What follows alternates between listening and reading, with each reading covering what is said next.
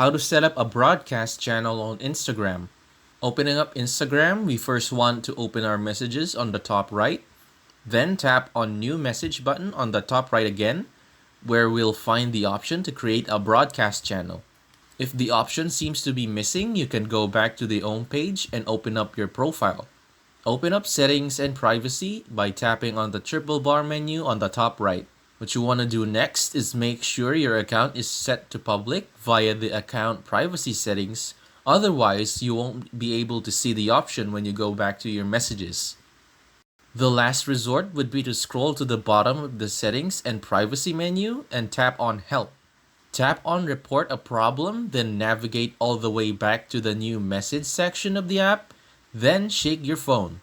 After that, tap on Report a Problem, then Include and Continue. From here, just write about the problem and a developer should contact you in a few business days.